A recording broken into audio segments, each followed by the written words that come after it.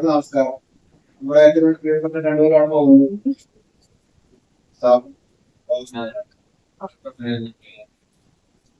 Committee എന്തെങ്കിലും അത്യാവശ്യം ആന്തരികത്തിൽ രണ്ടുപേരാണ്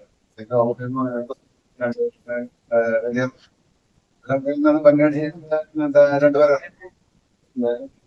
എല്ലാവിധ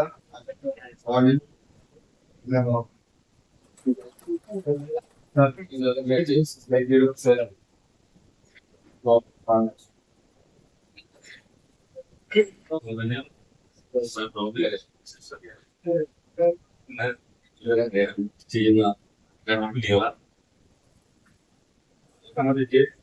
ഇവിടെ എപ്പോ വിളിച്ചാലും ഓർത്തിരിക്കാനാണ് ഒരു മടിയും കൂടാതെ രണ്ട് വ്യക്തികളാണ് ഇവര് ശരിക്കും കമ്പനികൾ നടത്തുള്ളൂ. ഞാൻ പറഞ്ഞു പെരുമേന്റെ അനിവാര്യമാണെങ്കിൽ പോലും കമ്പനികൾ നടത്തുള്ളൂ. ഇവര് ഞങ്ങള് 94 ഞങ്ങളെല്ലാവരും ഒരുമിച്ച് ഈ കമ്പനി കൺസ്ട്രക്ഷൻ ഒരുമിച്ച് കയറിയ ആളുകൾ പോലും ഏതാണ്ട് 10-32 വർഷത്തെ സർവീസ് കമ്പനിയാണ്. ഗവൺമെന്റ് ആയതിനു ശേഷം ഏതാണ്ട് 13-14 വർഷമായി ഞങ്ങൾ പത്തനംതിട്ട. ഇപ്പൊ സാബു അഷ്റഫൊക്കെ 26 വർഷത്തെ സർവീസ് ആയിട്ടുണ്ടാവും. അത്രയും കാലഘട്ടം ഈ കമ്പനിയുമായിട്ട് സർവീസ്. എന്നിരുന്നാലും ഭാവി ജീവിതം എനിക്കൊരു റിക്വസ്റ്റ് വയ്ക്കാനുള്ളത്, ഇവര് വീട്ടിലിരുന്ന് പോകരുത്. എന്തെങ്കിലും പരിപാടികളായിട്ട് എൻഗേജഡായിട്ട് പോകണം എന്ന് ആശംസിച്ചുകൊണ്ട് ജഗദീശ്വര അനുഗ്രഹിക്കുന്നതിന്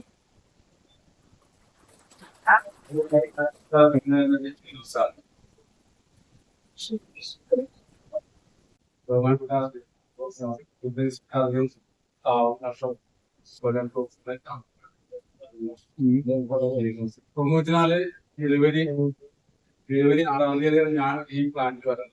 വരുമ്പോ എന്റെ മെയിൻ ആളെന്ന് എനിക്ക് പറയാം 3 അശ്വകുമാരുണ്ട്. KHM 3 അശ്വകുമാരും ഞാൻ ആഗസ്റ്റ് 31 വരെ 8 മാസക്കാലം എല്ലാ ദിവസവും 8 മണിക്കൂർ ഞങ്ങൾ എന്റെ കൂടെ എന്ന് പറയുമ്പോൾ ഞങ്ങൾ എന്റെ കൂടെ തന്നെ ഇവരുണ്ടായിരുന്നു. അങ്ങനെ 8 മാസം ബാക്കിയുള്ള കൂടുതൽ സമയം ഒന്നിച്ച് വർക്ക് ചെയ്തത് 8 മാസമാണ്. അതായത് എപ്പോഴും ഞാൻ അഷറഫിനെ കൊണ്ട് പോകാനില്ല. അഷറഫ് എല്ലാ ദിവസവും എന്റെ കൂടെ ഞങ്ങൾ സ്പോട്ടിൽ വന്നാൽ ധൈര്യമായിട്ട് നിൽക്കാൻ ഞങ്ങൾ പോകുന്നത് എനിക്കൊന്നും കയറി സ്റ്റേഷനിൽ റൂംമേറ്റ് ഇപ്പോഴും റൂംമേറ്റ് അവിടെ നിൽക്കുന്നത് ഫേസിംഗ് പാർട്ട് ചെയ്യുന്നത് നമ്മുടെ പാർക്കാണ് മുടിക്കുന്നത്. ഞാൻ ആ ഡ്രില്ല് ചെയ്യുമ്പോ എന്റെ താഴെ നിൽക്കുന്ന അപ്പുറമായിരുന്നു ചെയ്തത്. അതേപോലെ അന്നുള്ളതാണ് ബന്ധം. വയസ്സുണ്ട് അത് അന്ന് വാങ്ങിച്ചോണ്ടാ ഞാൻ അസുഖത്തിന് ഇടയ്ക്ക് യൂണിയനിലെ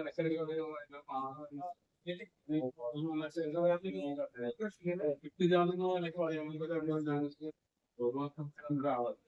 എപ്പോ വിളിച്ചാലും ഇങ്ങോട്ട് ഒരാളാണ്.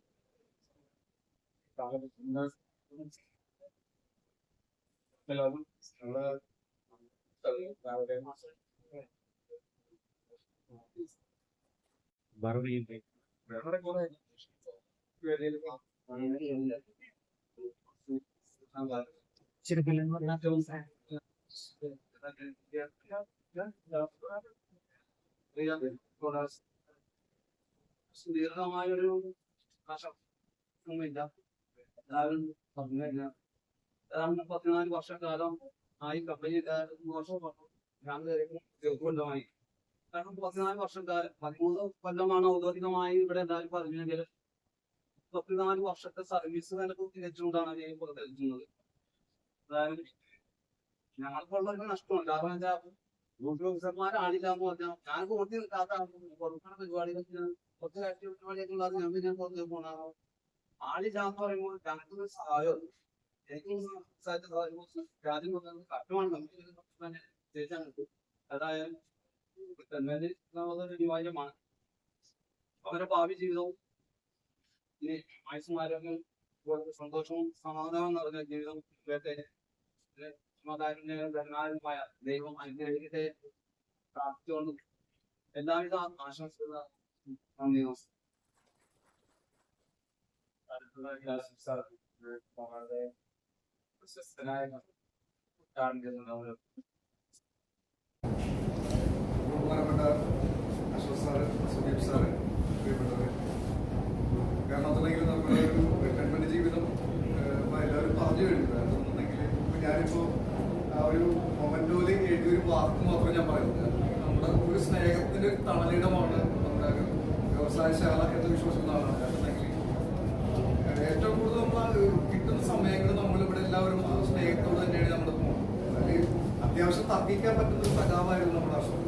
കാരണം അവരെയൊക്കെ ഞാൻ അശ്വത്ത് കാരണം ഞാൻ സാധിച്ചേട്ടാ എന്തൊരു വിളിച്ചല്ല, അശ്വപ്പിക്കാൻ എന്തൊരു വിളിച്ചല്ല, അവരൊക്കെ പരിപാടികൾ. പക്ഷെ ഇപ്പൊ നമ്മൾ വിളിച്ചു പോയിട്ട് പക്ഷെ എങ്കിൽ കൂടി അവരുടെ ഒരു സ്നേഹം ഇത്ര നാളും നമ്മൾ തിരിച്ചറിയുകയും ഇനിയും നമ്മുടെ ഒരു മനസ്സിൽ അവരുടെ സാബിനെ സംബന്ധിച്ച സാബിന് എല്ലാവരും പറഞ്ഞു കഴിഞ്ഞു. കാരണം അദ്ദേഹം നല്ലൊരു ക്രിയേറ്റീവ് ആർട്ടിസ്റ്റാണ്, നല്ല ചിത്രകാരൻ. അത് ഇനിയും ഒരു പ്രൊഫഷൻ ഇതിലേക്ക് അദ്ദേഹം തിരിച്ചു വരും. അതുപോലെ തന്നെ അഷ്റഫ് എന്ന് പറഞ്ഞിട്ടുണ്ടെങ്കിൽ ഇന്ന് പ്രദേശങ്ങളുമായി വളരെയേറെ ബന്ധമുള്ള ഒരു മനുഷ്യനാണ്. അദ്ദേഹത്തിന്റെ ഒരു സാമൂഹ്യ പ്രതിബദ്ധത വെച്ചുകൊണ്ട് അദ്ദേഹത്തിന് നല്ല ഒരു വർക്ക് ചെയ്യാൻ കഴിയുന്ന ഒരു വ്യക്തിത്വമാണ്. അദ്ദേഹം അങ്ങനെ ഒരു രീതിയിലേക്ക് മാറും. അങ്ങനെ അവരുടെ ഈ റിട്ടയർമെന്റ് ജീവിതം അങ്ങനെ ഒരു രീതിയിലേക്ക് വരുമെന്നുള്ള ആയിരം സത്യം ഉയർന്നുകൊണ്ട്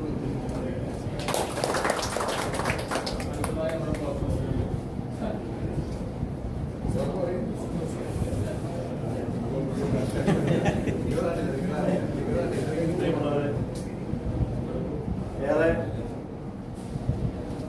സ്നേഹിക്കുന്ന ഏറെ സ്നേഹിക്കുന്ന നമ്മുടെ പ്രിയപ്പെട്ട രണ്ട് മിത്രങ്ങൾ സർവീസിൽ ഒരുമിക്കുകയാണ്. ജീവിതം എന്ന കാലചക്രത്തിൽ ഞാൻ പറയാൻ ഉദ്ദേശിക്കുന്ന അല്ലെങ്കിൽ ഞാൻ ചിന്തിക്കുന്നത് 4 കാലചക്രം നമ്മുടെ ജീവിതത്തിലുണ്ട് എന്നുള്ളതാണ്. ഒന്നാമതായി നമ്മുടെ ബാല്യം, രണ്ടാമതായി നമ്മുടെ വിദ്യാഭ്യാസ കാലഘട്ടം, മൂന്നാമതായി നമ്മുടെ ഔദ്യോഗിക ജീവിതം, നാലാമതായി നമ്മുടെ വിശ്രമ ജീവിതം എന്ന് നമ്മുടെ ജീവിത ചക്രത്തെ നമ്മൾ തരംതിരിക്കുകയാണെങ്കിൽ ജീവിതം ഒരിക്കൽ ജനിച്ചാൽ ഒരു മരണം നമുക്ക് ഉറപ്പാണ്. ജീവിതത്തിൽ ജനിച്ചാൽ മരിക്കാനുള്ള ആരും ഇല്ല നമുക്ക് എവിടെ പറയും. വിദ്യാഭ്യാസ നമ്മുടെ ബാല്യം എന്ന് പറഞ്ഞാൽ അത് വിദ്യാഭ്യാസ കാലഘട്ടം ആരംഭിക്കുന്ന സമയത്ത് നമ്മൾ അവിടെ ആ കാലഘട്ടം അവസാനിക്കുന്നു.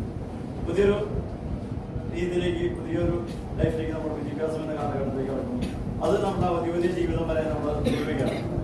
ഔദ്യോഗിക ജീവിതം എന്ന് ആരംഭിച്ചു കഴിഞ്ഞാൽ അത് നമ്മൾ അവസാനിക്കുന്നത് ഏകദേശം നമ്മളുടെ അതാ ഏത് ഔദ്യോഗിക ജീവിതത്തിലാണ് നമ്മൾ പ്രവേശിക്കുന്നത് അതിൻ്റെ ഒരു പൂർത്തീകരണം അവർ നിശ്ചയിക്കുന്ന ഒരു കാലഘട്ടമുണ്ട്. ആ ഒരു കാലഘട്ടത്തിലാണ് ഇപ്പോൾ നമ്മുടെ 2 സുഹൃത്തുക്കളോട് എത്തിച്ചേർന്നത്. നമ്മളുടെ ഈ ഔദ്യോഗിക ജീവിതം ഇവിടെ മരിക്കുകയാണ്, പുതിയ ജീവിതത്തിലേക്ക് കടക്കുകയാണ്. നമ്മുടെ വിശ്രമ ജീവിതം എന്ന് നമ്മൾ പറയുമെങ്കിൽ പോലും വിശ്രമിക്കാനായിട്ടുള്ള ജീവിതമല്ല ഇനി നമ്മുടെ കയ്യിലുള്ളത് എന്ന് നമ്മൾ ഓരോരുത്തരും ചിന്തിക്കണം. വേറെ ഒന്നുകൊണ്ടല്ല, നമ്മളെ സംബന്ധിച്ചിടത്തോളം ഇത്രയും കാലം നമ്മളുടെ മറ്റുള്ള കാര്യങ്ങളൊക്കെ ആയിട്ട് ഒരുപാട് അലഞ്ഞ് അല്ലെങ്കിൽ ആ കാര്യങ്ങൾക്ക് വേണ്ടി നമ്മൾ പ്രവർത്തിച്ചിരിക്കും. ഇനിയുള്ള നമ്മുടെ ജീവിതത്തിന്റെ ആ ഒരു ഏറ്റവും കൂടുതൽ സമയം ചെലവഴിക്കേണ്ടത് നമ്മുടെ കുടുംബത്തോടൊപ്പമാണ്. ആ കുടുംബത്തിന് ഒരു സ്നേഹത്തണലായി തന്നെയാണ് നിങ്ങൾ നിൽക്കുന്നതെങ്കിൽ നിങ്ങളുടെ സാന്നിധ്യം പലപ്പോഴും അവർ ആഗ്രഹിക്കുന്ന രീതിയിൽ കിട്ടുന്നുണ്ടാവില്ല. അപ്പോൾ ഇനിയുള്ള കാലഘട്ടം കൂടുതലായി കുടുംബത്തോടൊപ്പം ചെലവഴിക്കാണ്. അതോടൊപ്പം നേരത്തെ സൂചിപ്പിച്ചതുപോലെ മികച്ച കലാകാരനും മികച്ച പൊതുപ്രവർത്തനവുമായ നമ്മുടെ 2 സുഹൃത്തുക്കളും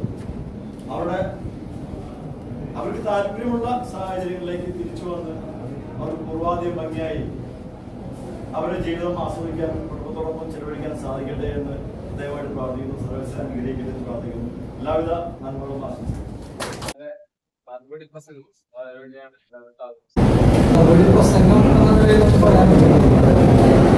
ഒന്നും തന്നെ പറയാൻ പാടില്ല.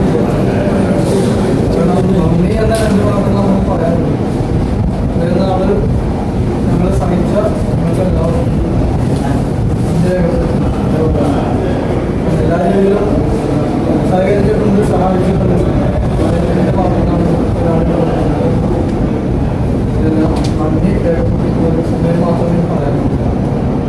ഭാവി ജീവിതം ഉദ്ദേശിക്കുന്ന പോലെ മാത്രമല്ല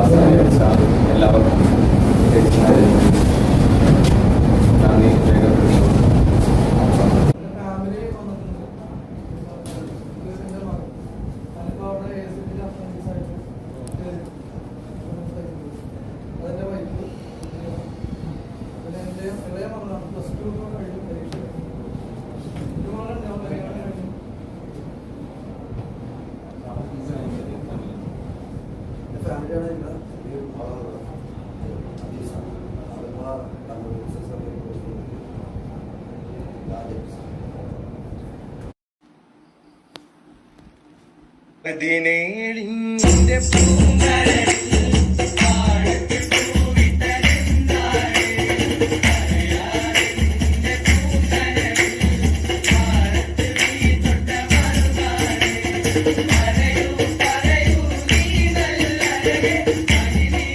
പതിനേഴിന്റെ